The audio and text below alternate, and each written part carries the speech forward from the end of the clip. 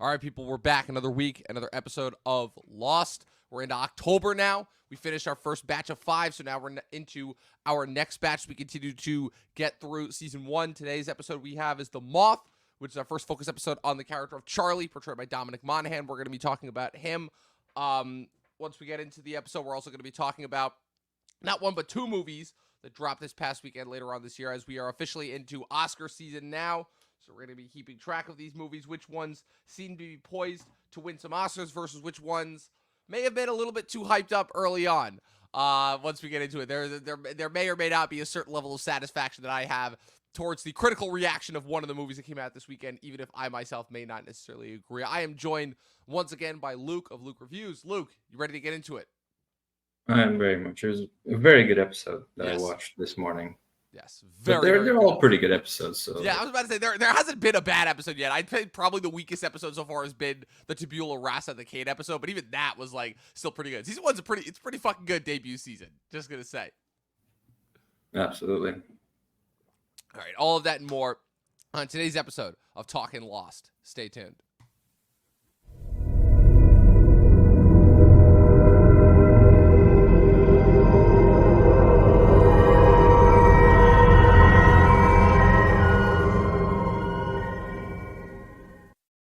Luke, I don't know about you, but I'm really starting to I'm really enjoying, looking forward to just recapping Lost every week. Because even if there's a big movie that comes out that inevitably kind of lets us down and isn't that much fun to talk about, that we could just always have this to fall back on. So it just takes a lot of the pressure off as far as like me having to watch like every new movie as soon as it comes out for fear of the fact that I'm not going to be able to podcast about it.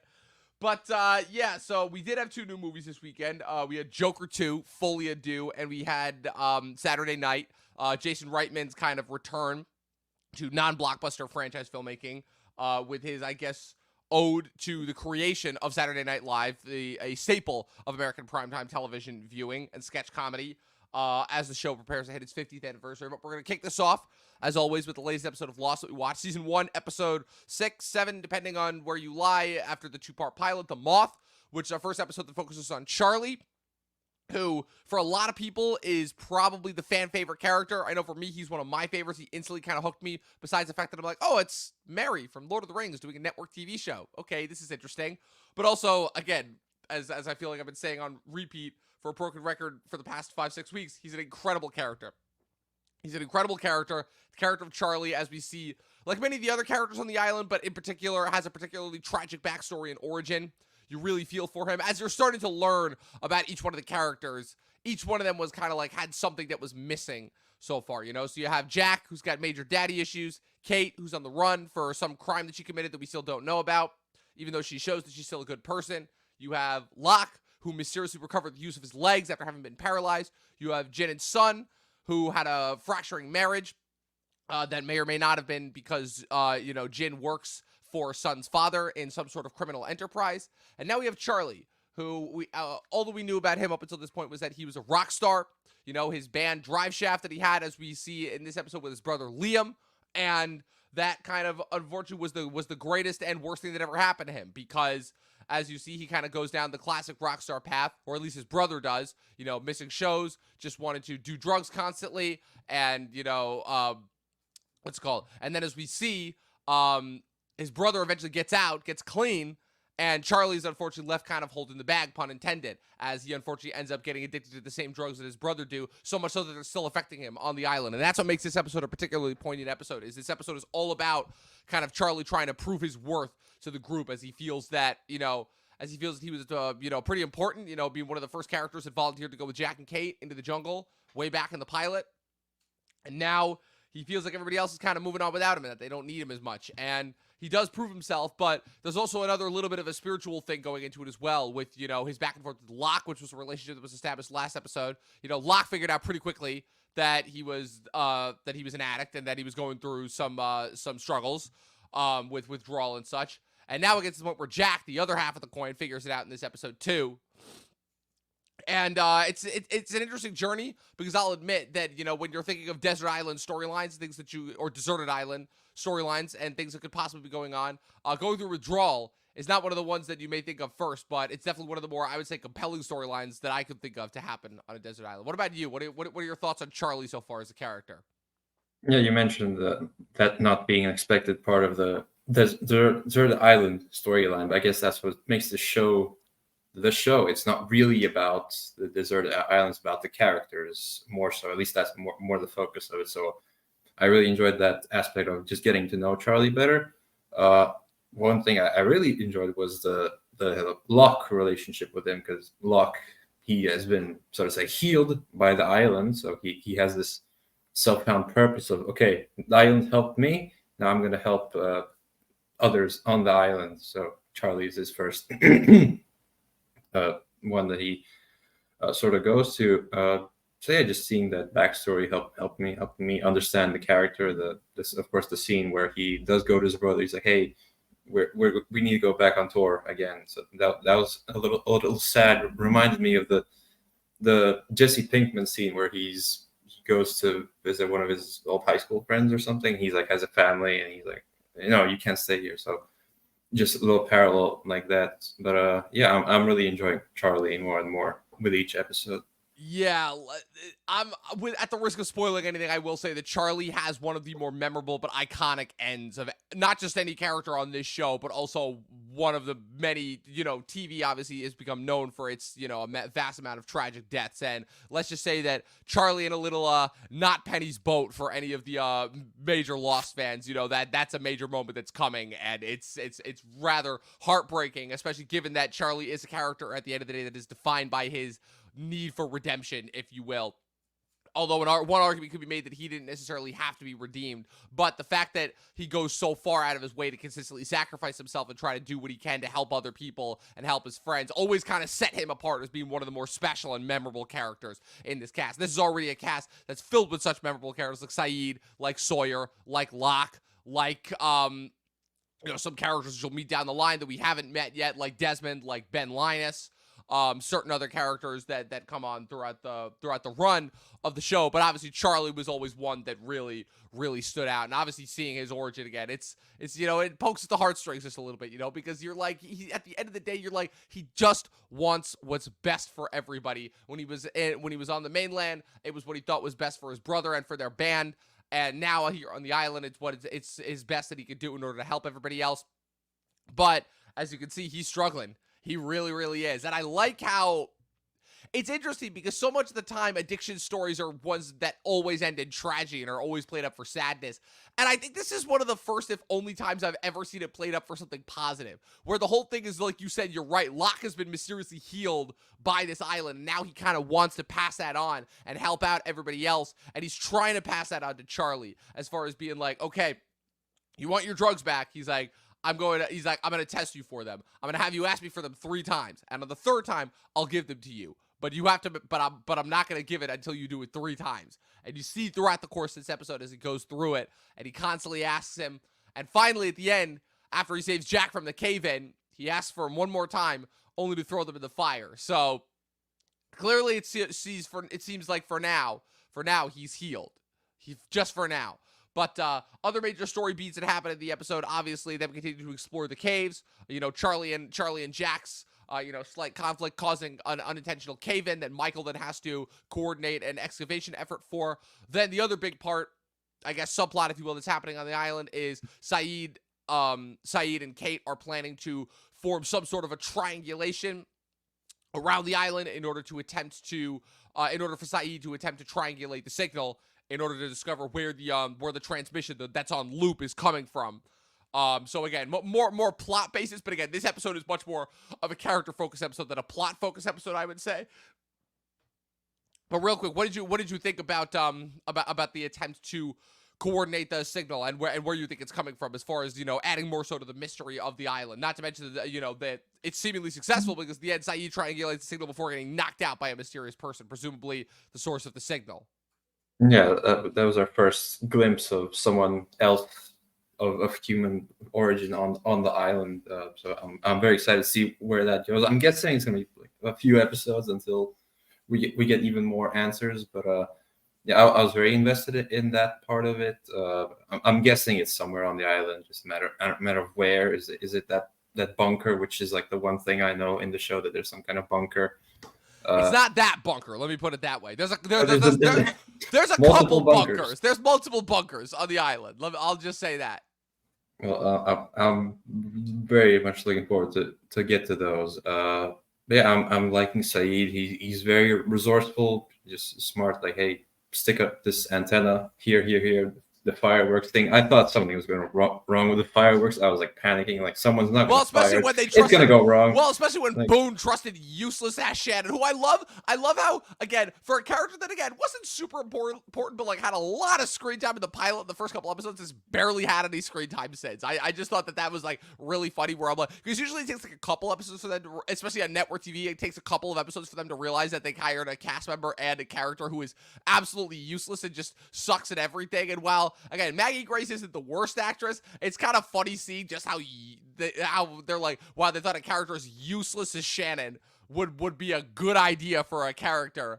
And then they're like, okay, well, she's still here. We can't write her off immediately. She does have a contract, so we have to give her something to do. So the one thing that Boone does is like, listen, as Boone, who again is also another character that's kind of receded into the background as a character that you thought was trying really hard to be important at first. And then after a while, it's like, yeah, he's kind of not that important. And then he gives her the one important task to do, which is setting off the firework in order to signal when they were going to turn on the antennas. So just thought that was funny. And then you have on one of the other triangulation points, you have Kate and Sawyer. I've come around on Sawyer. I really like him. He's pretty great, right? It's his snarkiness, just like, hey, it's perfect. I like you. I know you like the doctor, but we're gonna figure this out. And then Kate runs off from her triangulation mission to go save Jack. So I'm like, oh my god, it's gonna go wrong. But then everything's fine. So, but then Sawyer gets better. Well, also not even just that she runs off, but how Sawyer deliberately doesn't tell her at first when Charlie runs to the beach in order to try and warn them.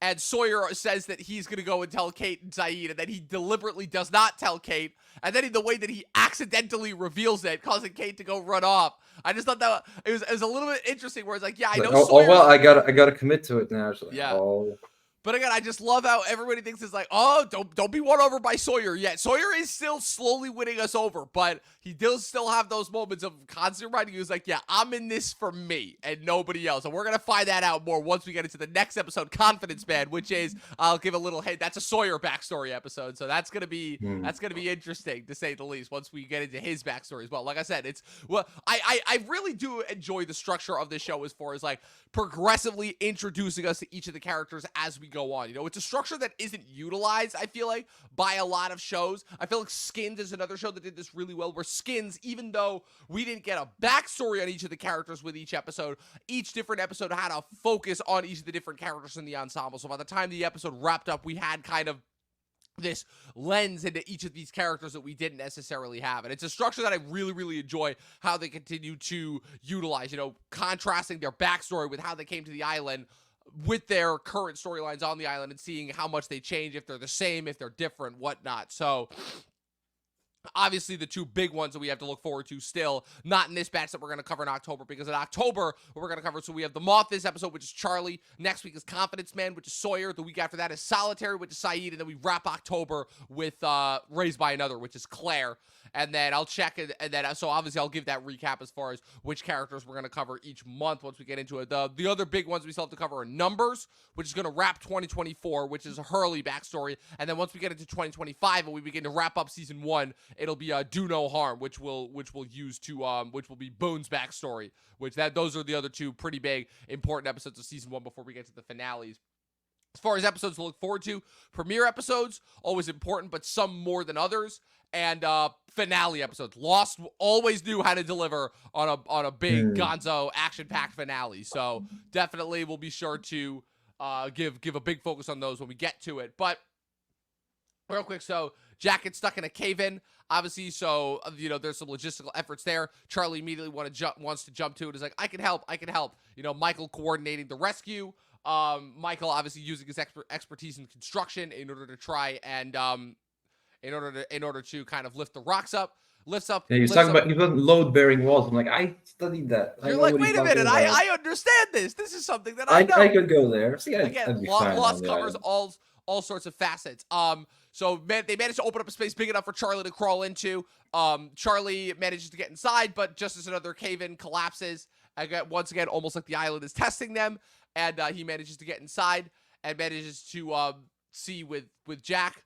But then, ironically, again, pulling full circle, adding another story item to the list of Chekhov's items, a Chekhov's Moth, if you will. So again, the title of the episode, where at the beginning of the episode, Locke is attempting to show Charlie a moth cocoon in order to symbolize, his journey, how he could, make the journey easier for the moth by cutting open the cocoon, letting it out, but it would be too weak to survive, and that the struggle with which it needs to push its way out of the cocoon is part of its journey as far as making it stronger.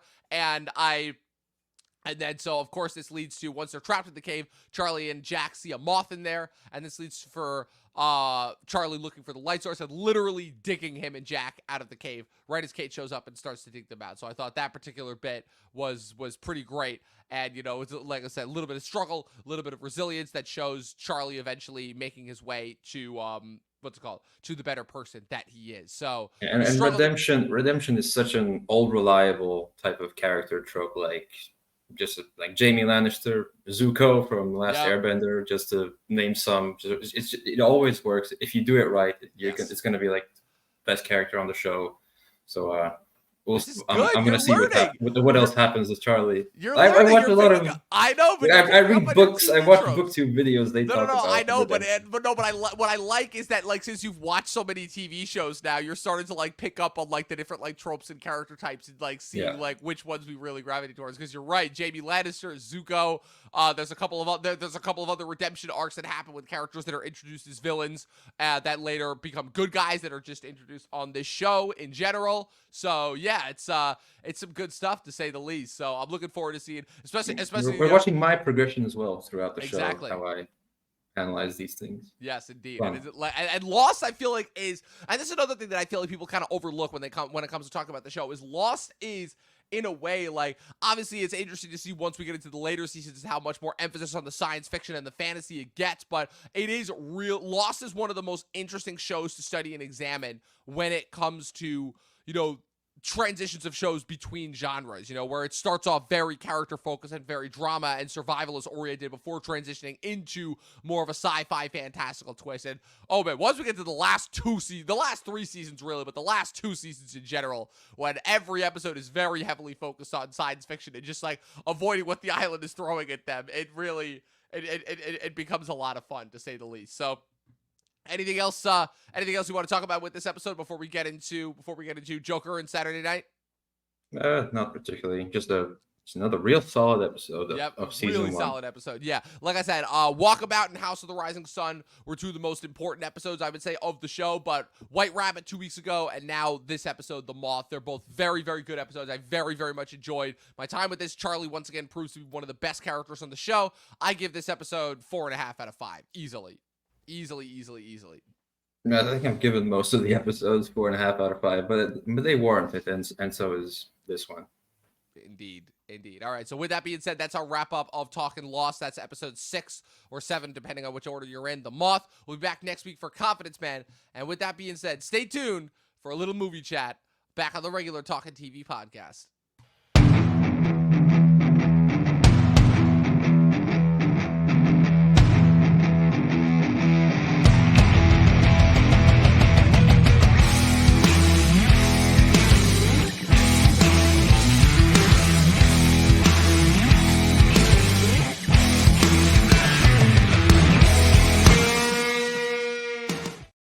All right, Luke, so I know this is technically a little bit preemptive considering that you haven't seen this movie yet, but I was fortunate enough to see both Joker, Folie, or It Takes Two, as they say in French, and Saturday Night, the the Saturday Night Live movie. I was able to see both. We didn't get that one, unfortunately. Yeah, that kind of tracks it. It's an American institution, and I imagine that the foreign rollout and release is going to be pretty limited on that one, opposed to a couple of other movies. But Lou, before we get into it, I wanted to know, because I just realized I don't think we ever talked, because I believe that we talked about this movie before we even met, actually. Joker famously is one of the first episodes for one of the first movies we ever covered on the Talkin TV podcast back in 2019. I remember Chris and I's Chris and mine's thoughts on it were very, not controversial, but they were very like different. We kind of both didn't really know what to make of it. We both didn't really know what to expect going into that movie. And then obviously the reaction to that movie being what it was, and kind of, you know, where we are now 5 years later. It was the last movie I was expecting them to make a sequel on.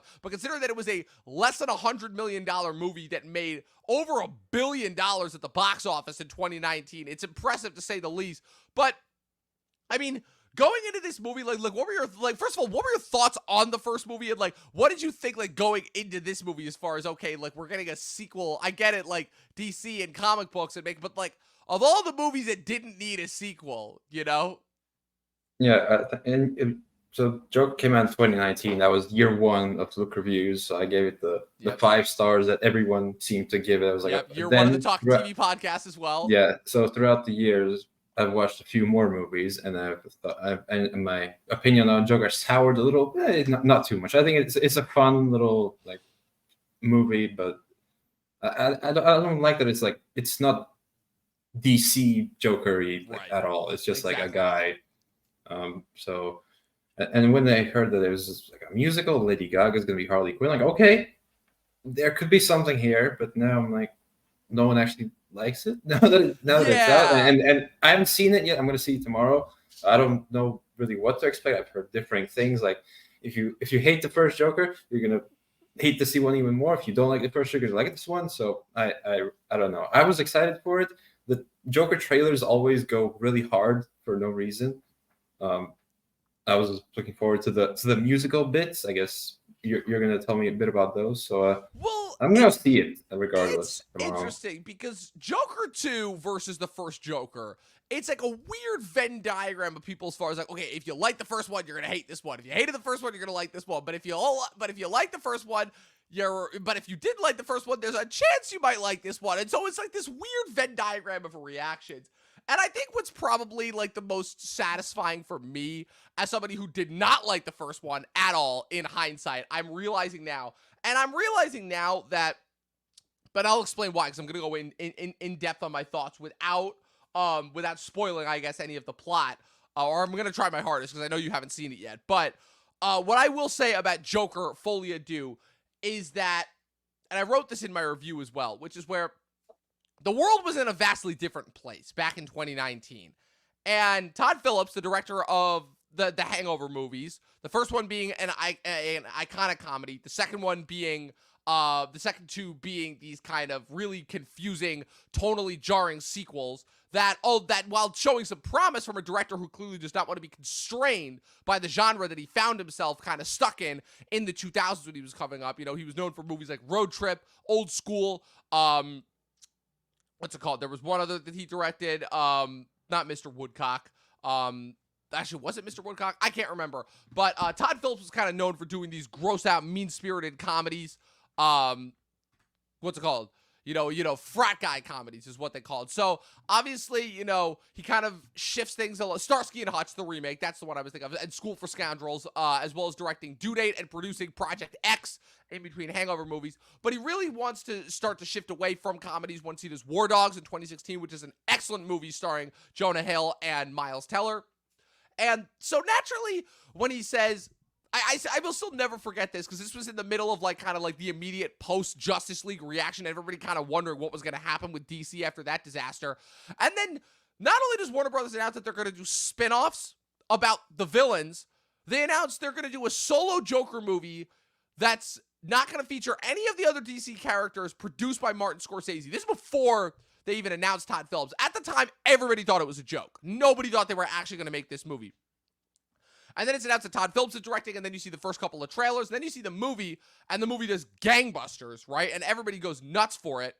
And my thought going into this was, I'm like, this feels a little bit false, because this is a movie about a comic book character that clearly could care less about the comic book that it's based on, has no intention or interest in making any sort of a comic book world, but is interested in using the mythos of the character in order to kind of tell this story, this very familiar story that we've ultimately seen before. So I didn't really know how to feel about it. And ultimately, at the end of the day, I felt like the film was trying to exonerate, if you will, the behavior for a certain type of person that was emerging pretty heavily at the time. I think we all know what that is.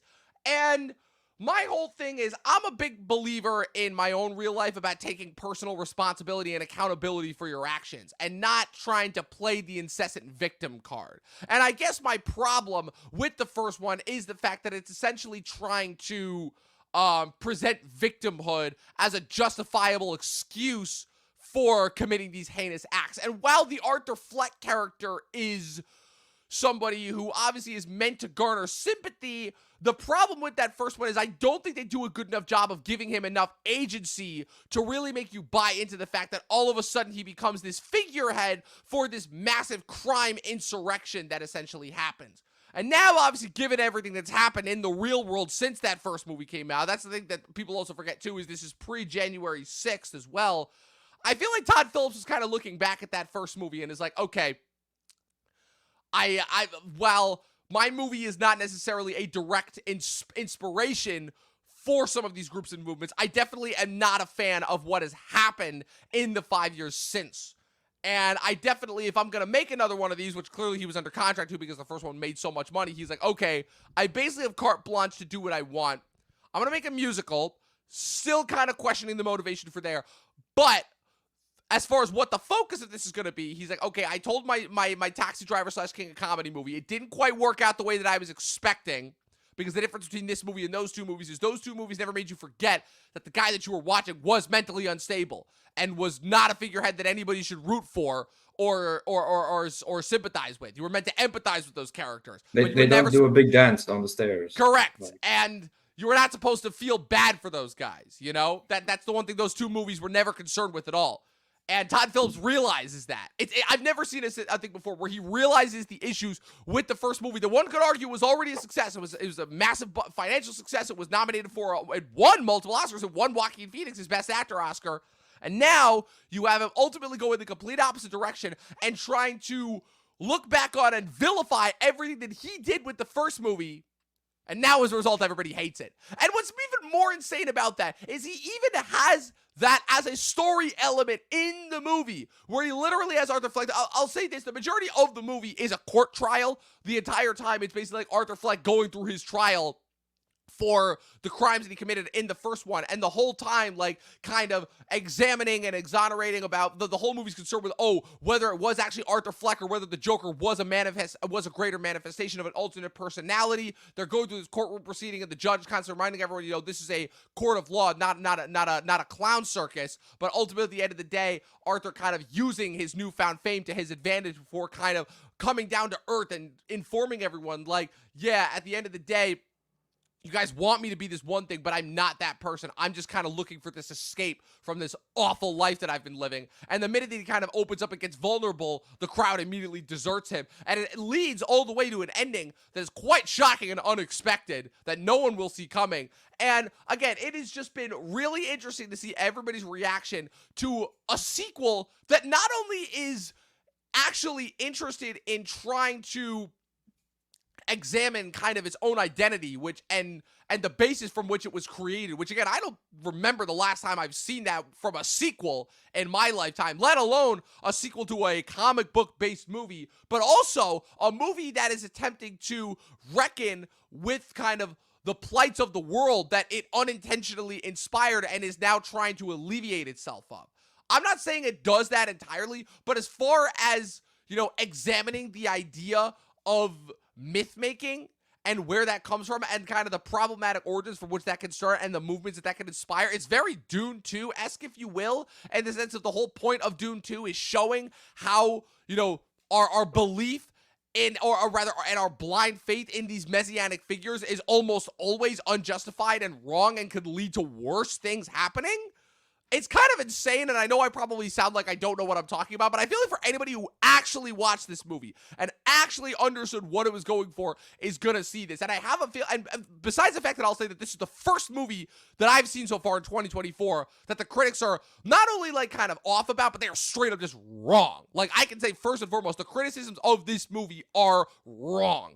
And there is a deeper level to this movie that it is trying to get out and that it is trying to display of itself. And I'm going to be very interested to see not the immediate reactions, but to see how this movie ages over time. Obviously, the box office will be such a big part of it because the box office was such a big part of the narrative for the first one, but I'll be interested to see kind of how the reaction of this movie goes over time. Yeah, just to mention the box office, 'cause I think it's fascinating. The first one was like the highest grossing R-rated movie ever until Deadpool and Wolverine. Until Deadpool, yeah. I just want to list you some other names like Alice in Wonderland, Aquaman, Captain Marvel. Like these are all billion-dollar movies, and then their sequel, however many years later, which is nothing. Like, Yeah. it's just things fascinating how that happens. Yes, but the difference, but I will say, like, just off the bat, and it is interesting that you bring up those statistics, but Joker Folie Do is better than every single one of those sequels. Also, the difference being that, like, those movies are all big budget, mostly meant just for entertainment purposes, and Joker, problematic as it was a movie that was actually, is a phenomenon in the sense of where it is a movie that is actually trying to be, like, more of a think piece drama study rather than a big budget tentpole extra piece that comic book movies mostly fall into, you know?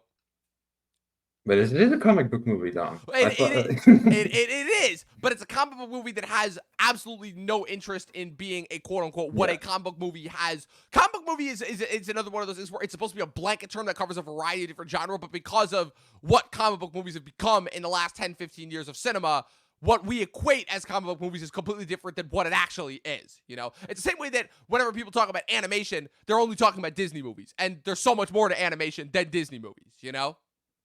Yeah. Well, I'm gonna see it tomorrow regardless. I have many opinions that I've seen, so I'm just gonna go in there for my own. Yeah, So. I'm gonna be interested in your thoughts on it specifically. I know a couple of people's reactions. Eric Thorpe really liked it. Nathaniel Ahart hated it. Dustin liked it. Darius French, I believe, was middle of the road. I think he gave it a 6 out of 10. So there's a couple people. It's been interesting to see people's reactions to it. I myself, I gave it 4.5 out of 5. I went very, very high on this. It's right outside my top 10. I still like Megalopolis more. Megalopolis is a genius movie, and people still have not quite understood Francis Ford Coppola's attempt, with Wow Platinum and Megalon and all the future ridiculousness. I'm gonna be that movie's #1 fan, championing it going forward. It's gonna be great. And so yeah, I actually really enjoyed my time with Joker 2. Again, could not explain in a million years how that happened. 5 years ago, me probably would have looked at me now and been like, "What the fuck are you on about?" But I was really impressed. And Lady Gaga also gives a really good performance as well as the new version of Harley Quinn, and I think portrays a really interesting part in the movie as well. Yeah, there's some interesting parts. I'm going to be interested in your thoughts on this once you see it. The other movie that I was gracious enough to see was Saturday Night. And the thing like I said, Jason Reitman's latest film about Saturday Night Live. And I think the thing that I appreciated the most about this movie is, besides the fact that this feels like a movie of old, this feels like a movie that we would have gotten like while I was in college. In terms of like kind of being like this feeling like this new, fresh, funky original movie. It's 90 minutes of pure anxiety and chaos throughout it. It's basically a thrill ride of 90 minutes where the movie kind of starts and it just does not stop. There's little to no breaks. It's all meant to be filmed like it's all in one take, even though there are quick cuts that you do notice. There's 1.5 million cast members. Everybody's kind of running into frame for their 5 minutes, 5 seconds of fame. It's an ensemble cast. Nobody really kind of gets the focus except for Lorne Michaels, portrayed by Gabriel LaBelle from The Fabelmans. And it is just nonstop, absolute chaos. And to me, it's one of the best movies of the year. It shows that Jason Reitman has not lost a beat. He's kind of lost in blockbuster land a little bit after his last couple of movies weren't doing so well, so he kind of had to take the pay cut in order to do the Ghostbusters reboot that came out a few years ago, Ghostbusters Afterlife. He was kind of doing that also as a tribute to his dad, who I believe passed away recently as well. The iconic director Ivan Reitman, who directed the original Ghostbusters, along with many other iconic cult movies, iconic comedies from the 80s. And Luke, what is your relation? I just realized I've never talked to you about this. Obviously, Dustin is probably the #1 Saturday Night Live fan that I know. I myself have really never been a fan of it. I've always thought that it was a little bit tacky, and the sketches for me personally never worked. I have respect for the institution as far as slapdash. Spend all week kind of putting together just these sketches, and of that, some of it's core, some of it isn't. But I guess, if anything, after watching this movie, I have even more respect for its inception, as far as I like that they didn't They didn't make this movie as an homage to kind of the importance of yet another American media institution, but rather more so an homage and tribute to, once again, trying to make something in the wake of every opposition you could think of going up against you. So, like, what is your relationship slash knowledge with Saturday Night Live, and like, kind of, how did that, like, pique your interest as far as going into this movie? Well, I've certainly seen plenty of SNL skits on YouTube, and people always say like, "Oh, this movie looks like an SNL skit." But like, SNL skits are good, like sometimes, Right. like they're not, Yeah. not every one is going to be a banger, but like a lot of them are good. Like just I think right after the writer's strike, there was the founding fathers one where he's like, we're not gonna use the metric system. We're gonna use the random system. I thought that was one of the absolute best that they've ever done. So there were some where they had the Latvian president in as the with I think it was Alec Baldwin was doing Trump. So that's always nice to see Latvia being represented. But I really enjoy it. I also respect how they can just get that done in like a week, just like come up with all that. Of course, I don't watch it live. It's like at 4 a.m. or whatever. But I enjoy it. Like when there's the one that's making the rounds, like yeah, I'm gonna see that one. But and I was looking forward to the movie because it looks like a ton of fun. But I'll have to wait for that one.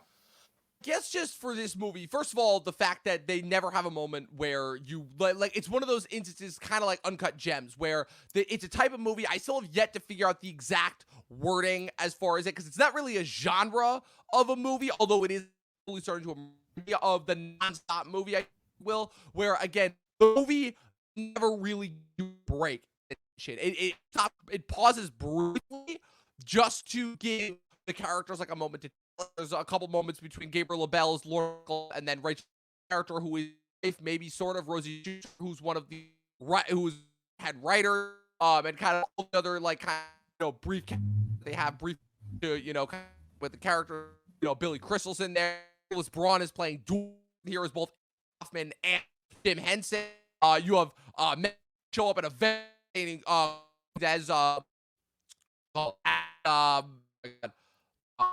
as Carlin, kind of comedian. Will and J.K. Simmons both pop in here. Always the evil executive trying to get it shut down. J.K. Simmons as Merle, who is an iconic talk show host. And the biggest is this is the in a while where you have younger actors portray kind of the comedians, like Chase, like Dan Aykroyd, Belushi, the Radner, these characters who are very much of the current culture. And I think probably the most interesting for me about them, none of them really impression what was with instances like, obviously the one that was probably the easiest to was Belushi, considered kind of a relatively own guy. It's this guy named Wood, and just styled him after him. And what's interesting, a lot of focus on screen time, but when you give him a chance to cook as Belushi, he really, really. For me, as where Corey Michael Smith as Chef. Corey Michael Smith is known for playing the Riddler. Gotham, I wrong. Has very what's it called? Very this very flex Jim Carrey. Got all this brief moment ability underneath. So I thought he was I thought Lamar as Garrett was particularly all of his when they these kind of just like questioning out like what is it doing here?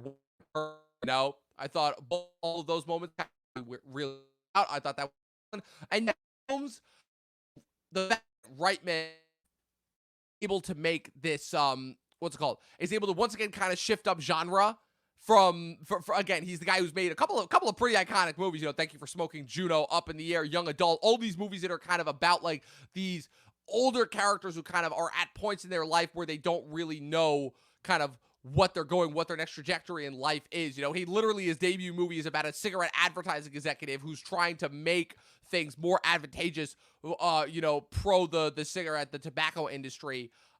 Fully knowing well, what's called the harm that his product does to the American populace. And Reitman, in terms of continuing to make, kind of his tribute to these institutions, if you will, these well-known ideas. It kind of continues his track record as being, I think, one of the more forward-thinking and more interesting directors, especially given that he's one that he hasn't made a movie in a couple of years, or rather, I would say a Jason Reitman movie, kind of a movie in a couple of years. I don't really count Ghostbusters Afterlife as a him movie because that's a big budget movie. He had never really done a movie of that level of a budget, and it's a franchise and it's an IP. He's only doing that as a movie for his dad. So I'm really glad that he managed to make his comeback with this. I thought this was a really, really interesting and fun, engaging movie. This is the type of movie that used to be nominated for Oscars. Will it this year? I don't know, but considering that there is such a drought of Oscar movies, really obvious, or rather conventional Oscar movies. We've had the thing about the last couple of years of Oscars is they have desperately been trying to nominate more crowd-pleasing movies. The Oppenheimer, Barbie of last year, Everything Everywhere All at Once, and Elvis both getting nominations 2 years ago. They've really been trying to focus on getting movies in there that people have actually watched and that a lot of people have watched. So I guess that'll kind of be interesting as far as, whether the institution and the iconicness surrounding this movie will be enough to get this movie in, especially given that the movie is actually pretty solid, but will it be enough to stand up against the likes of Dune 2, or say some of the other movies that are coming out later this year, like your Amelia Perez's, your Honora's, your Brutalist, the fact of we're ultimately looking at a Best Picture slate that is not going to be exactly mainstream crowd-friendly this year. So whether this movie manages to return break to in, form, basically. Yeah. Well, like I said, whether this movie will be able to break in, we'll see.